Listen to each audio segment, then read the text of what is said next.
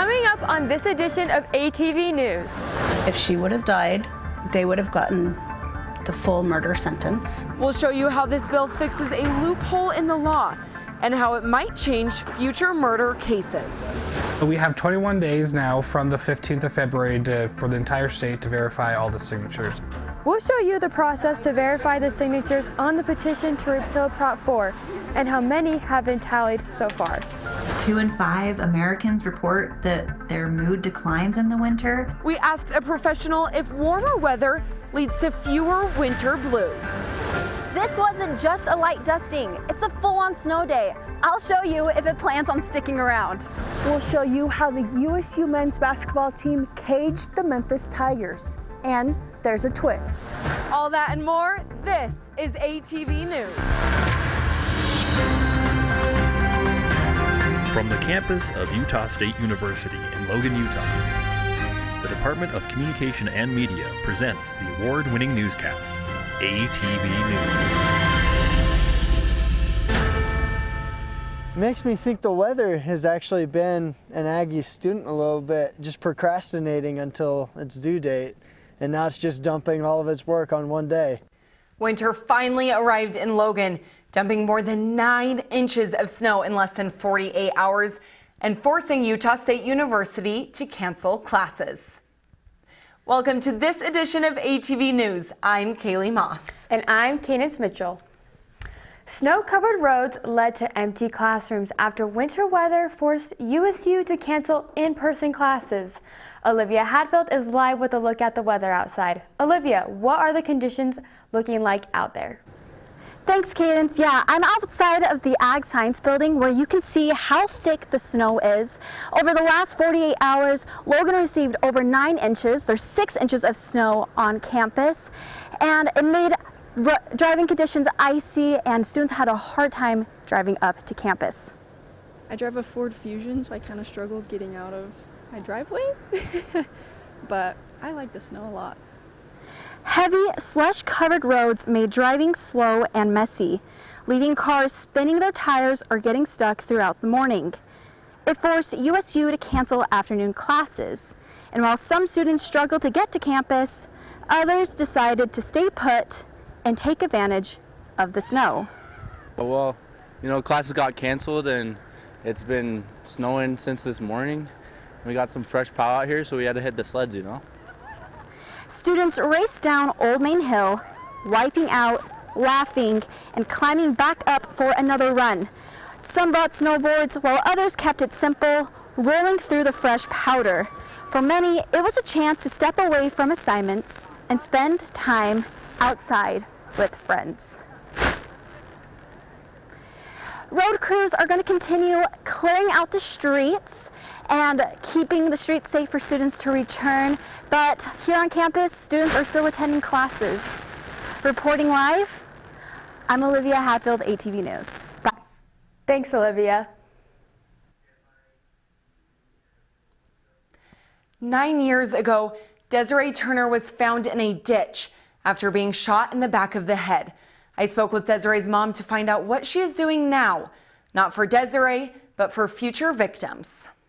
We have charges against 2 16-year-old juveniles, and those charges include 1 count of aggravated attempted murder. It was attempted murder because Deserae was left for dead in this ditch, but lived. Deserae had 80 surgeries, including 16 brain surgeries, but was homecoming queen, started a flower field, served an LDS mission, and got married.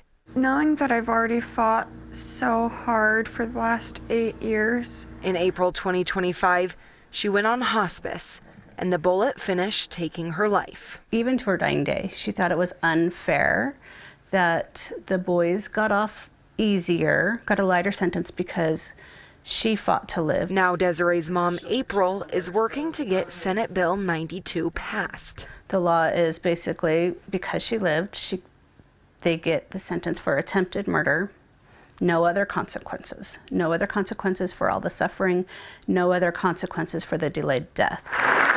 Senator Chris Wilson says under Utah's current law, you can't go back and prosecute convicted felons twice for the same offense, including attempted murder. So this new bill will basically, if that victim or passes away in a later time, then the prosecutors will be able to re-prosecute for, in this case, it would be for aggravated murder. How many people could this affect? Well, if you shoot at someone and miss, that could be attempted murder or reckless discharge of a firearm, and that person was left unscratched. If you really hurt someone and plead down, that could be aggravated assault. And if you get in a fight, well, that could be manslaughter. So it's hard to know which of these cases could be reopened for a delayed death. But sponsors say this bill won't affect any previous convictions. But if it ever happens again, that's why we call it the Deserae Turner law, is that we'll remember her. You know, the reason I really want this is because Des wanted this. A tragic thing happened to her, but she didn't let it be the only thing that defined her life. She fought to live, she endured, and she made what life she had the best that it could be. The bill has been placed on the second reading calendar and is awaiting further consideration on the Senate floor. Firefighters arrived at a Logan home on Monday after a neighbor saw smoke. Firefighters say nobody was inside the house when food left on the stove caught fire. They say a neighbor saw smoke, went inside the house, sprayed the fire with an extinguisher, got the dog out of the house, and called 911.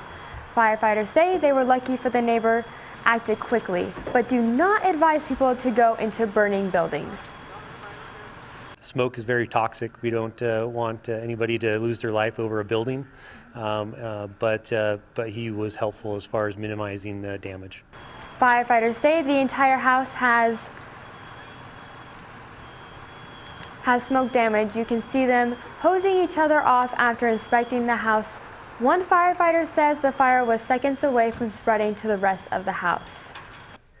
Clerks across the state are verifying thousands of signatures on a petition to repeal a redistricting law referred to as Prop 4. Jackson Day joins us live from the Quad to show us what's next for the petition. Hi, Kaylee, thank you. As you can see out here on the Quad over my shoulder, there are first responders. They're currently responding to a call that we had heard over the radio for someone who dislocated their knee. But if you were out here earlier over the last couple weeks, you would have seen people gathering signatures for a petition to repeal Prop 4. The deadline to gather those signatures was Sunday. But for county clerks, the work has just begun.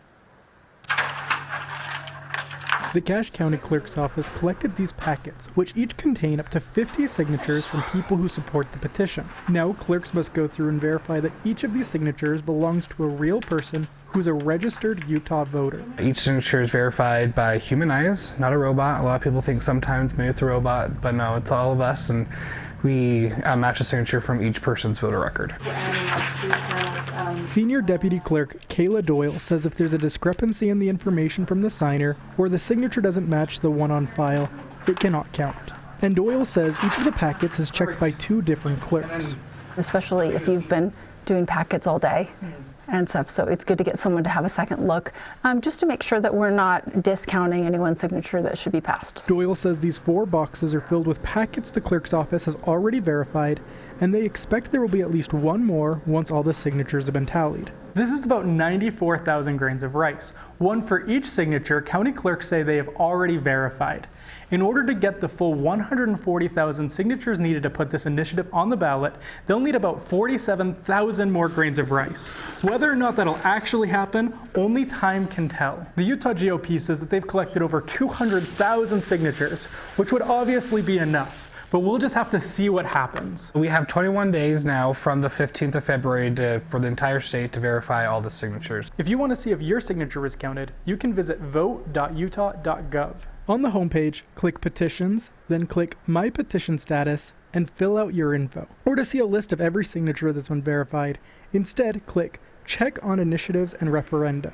Scroll down and click 2025 Statewide Initiative and Referendum Information. Find the initiative, then signature gathering, then finally, click here to view a list of initiative signers. This page shows you a list of all of the verified signatures. On the previous page, you can also find instructions on how to remove your name from the petition if you want.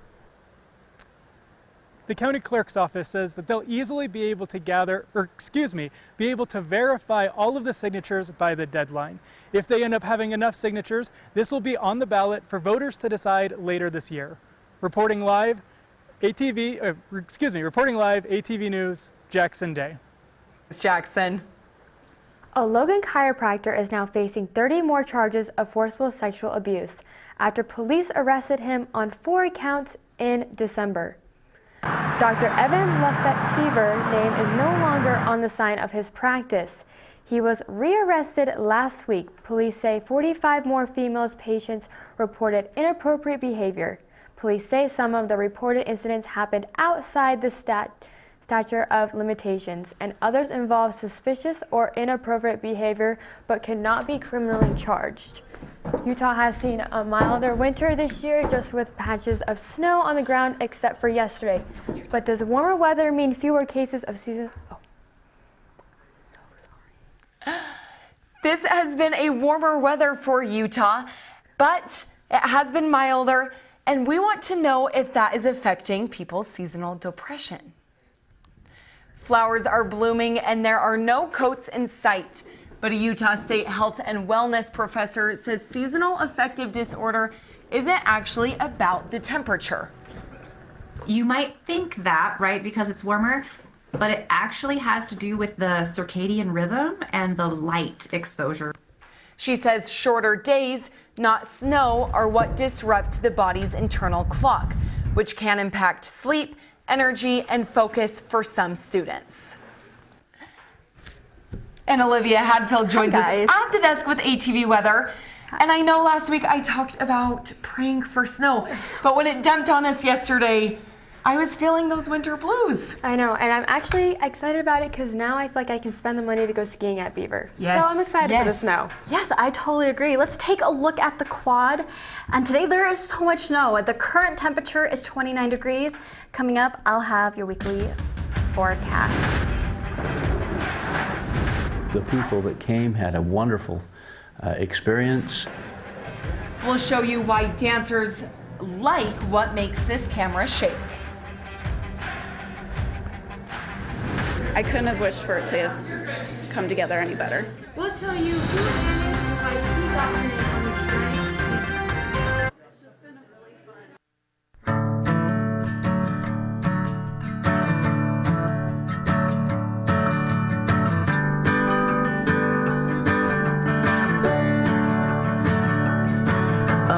Listen now, can you hear the bluebirds?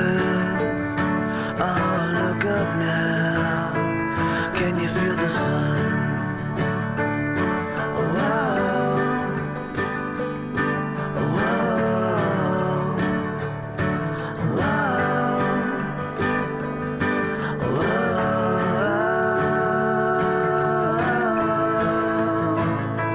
Can you feel the sun?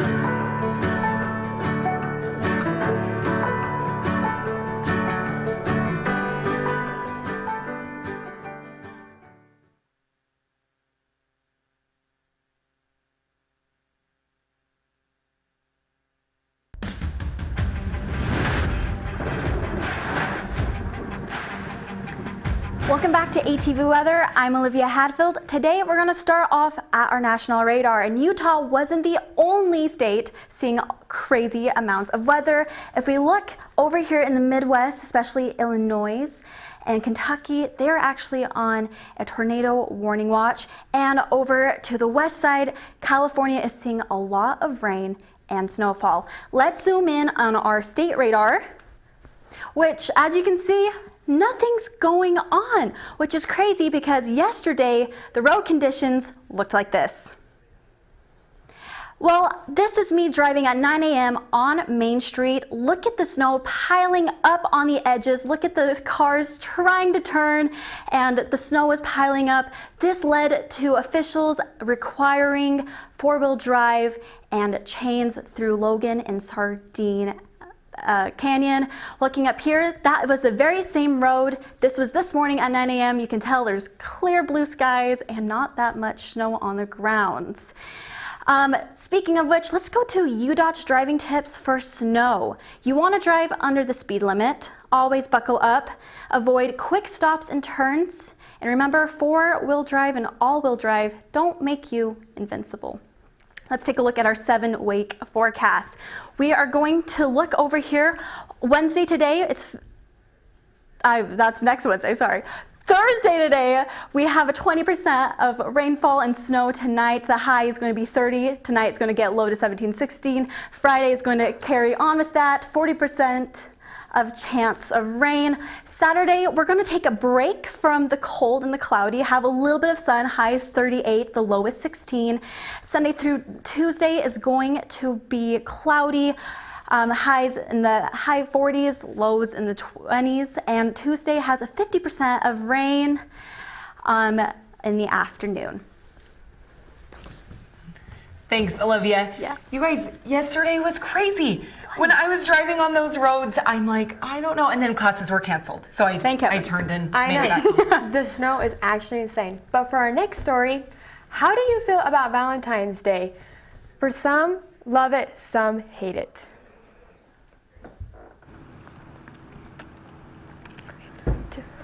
So to find out what students think, we hit the streets and ask the question, do you like Valentine's Day?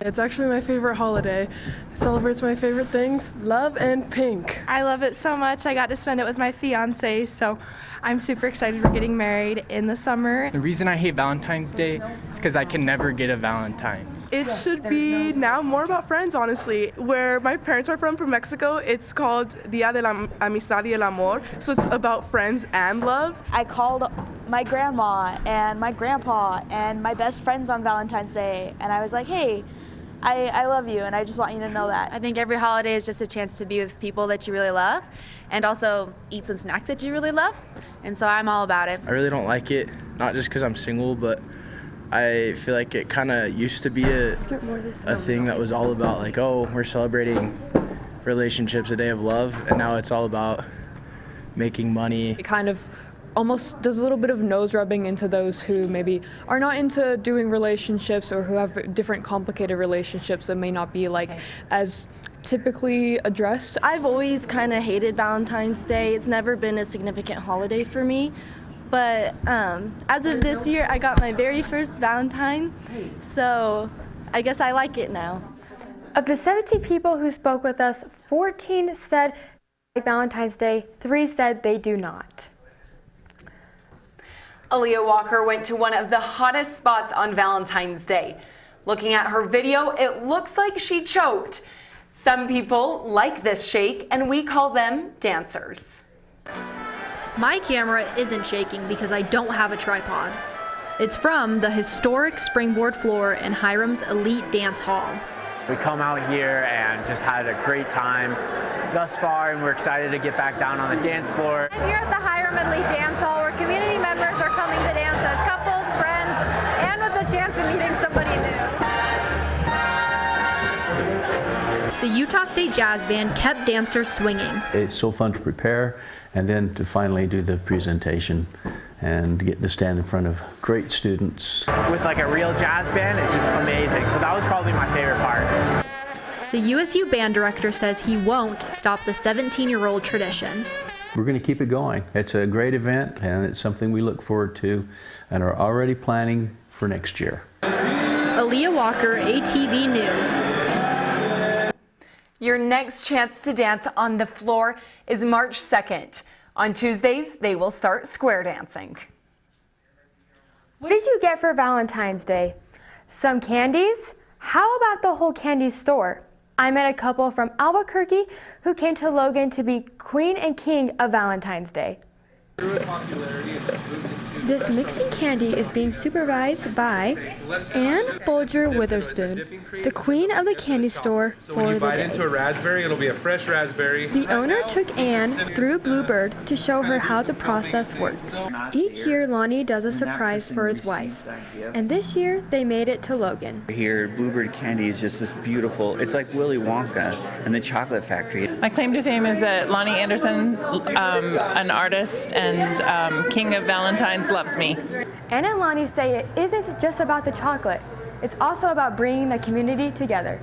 Started out as a kind of a Valentine between Anne and I when we were first dating, but then it kind of evolved into community. This year, Jump the Moon helped out. They use artists with a variety of abilities to make this giant candy heart. And they decorated the store with foam hearts. Anyone in the community to come in and decorate them with their Valentine, what they love. Anne says, Today's surprise had so many different layers, including the Jump the Moon art. It came together like amazingly. I couldn't have wished for it to come together any better. Lonnie has done Valentines on the Eiffel Tower and the Great Wall of China over the years. From a dog in a dress to students needing a breather, a local dog daycare turned into a stress relief zone.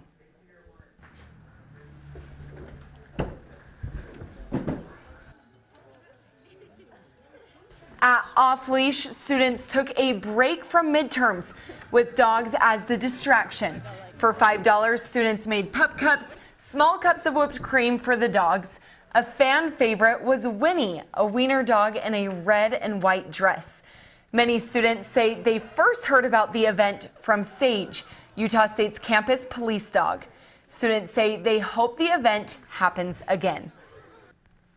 And Kinsey Bitterman joins us at the desk with sports. Yes. You guys, those dogs were so cute. I know, the one in the dress, like, are you kidding me? Like, cutest thing ever. Yes, I just love wiener dogs. I just think they are just the cutest thing. Seriously. Every dog is just so cute. So cute. And Sage, our school's mascot, pretty much, she is always at our sports events, and she was at the basketball games this past week. She's so cute. Love seeing coming up in sports, we're going to see a lot about basketball. Denver 10's pretty alright, I guess. Keep that in your mind. In sports, we are going to play a game, and Carson Kemplin might be your best guess. The body of Christ. We'll tell you which parish has been in the valley since the 40s. Hi, I'm Peter. There's nothing I love more than sharing vegetables with my friends. Come on in! Help yourself to anything. That's why we give our food the utmost respect it deserves. Did you know there are simple steps we can all take to help save food? You can cook it, store it, even share it. Just don't waste it. Because when it comes to food, better ate than never. To learn more, visit savethefood.com.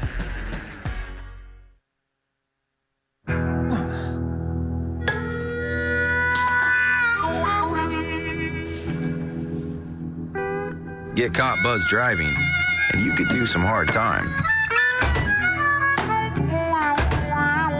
Craig, knock it off. Sorry, Mom. It could cost you around $10,000 in fines, legal fees, and increased insurance rates. And that could set you back a few years. Buzzed, busted, and broke. Because buzz driving is drunk driving.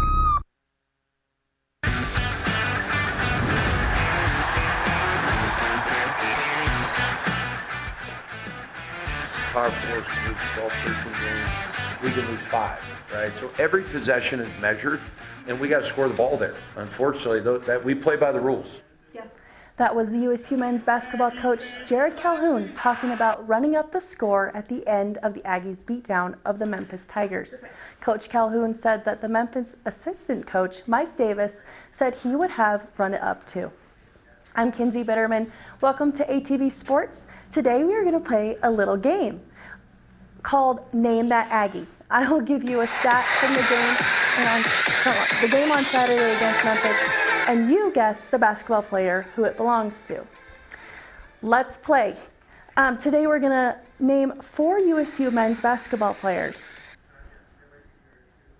Here's the stat. Which Aggie scored the most points against Memphis? The high scorer was MJ Collins Jr. with 24 points. Watch this. Triple and then held out a few trips to the hoop, all the way in. And who is MJ without some dunks? Watch him. All right, we have named MJ. The next stat is which Aggie was the player of the game against Memphis? The answer is Carson Templin. Carson scored 14 points in the first half and went 10 for 10 at the charity stripe. Let's see the player of the game. Swish, just like butter, the 6'8" Texan was feeling good behind the arc. Look fast, KT with the swat protecting the hoop. A casual dunk, look at him hang on the rim, and boom, another 3. 2 down and 2 to go. MJ and KT have been named. Here is the next stat. Which Aggie was named Mountain West Freshman of the Week? The answer is Elijah Perryman. The freshman played a total of 27 minutes. Coming off the fast break, Elijah launches off the ground and throws it down. The freshman drives in and finds Colby King for a big-time assist, this time taking it all the way to the hoop for a layup. And how about a long triple right before the shot clock? All right, MJ, KT, and Elijah are out of the running. We have one more Aggie to name. Here's the stat. Which Aggie shot 100% from the arc against Memphis? The answer is Mason Falslip. Let's see the mayor get to work. 1 3-ball, 2 3-balls. Boom, there it is. And 3 to help Mason score 20 points total. Watch this. He comes flying off the rebound and puts the ball back up for an easy 2 points, and then throws it down at the rim on a fast break. Thanks for playing Name That Aggie.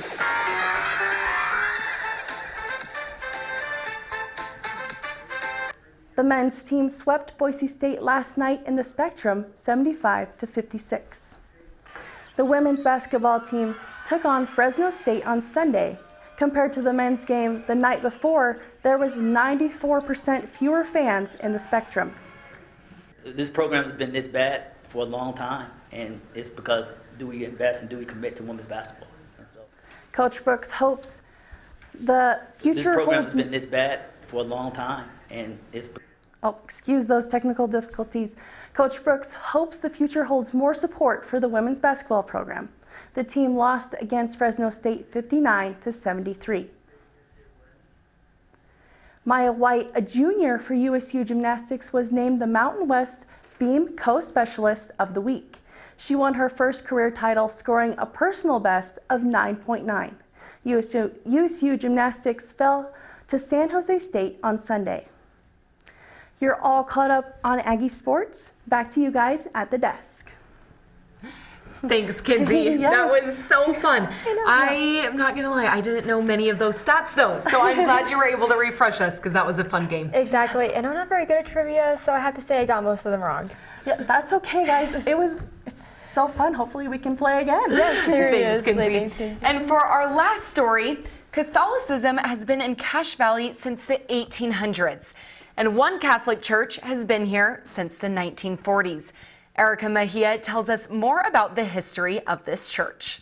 That's the sound of the bell tower at St. Thomas Aquinas. In 2006, the community built the new St. Thomas Aquinas over here and rededicated St. Jerome's as a dedicated Newman Center, so it's just for the students. The project for a new church started by fundraising, but before they had this building. I'm outside of the Alta Manor Inn and Suites, which used to be the church's first location. Then they moved to a former frat house. And finally, this location in Hyde Park. It was great to have this space here and have it available so that all can participate together and we didn't have to be squeezed into the space in the St. Jerome's. There are about 3,000 registered Catholics in the valley.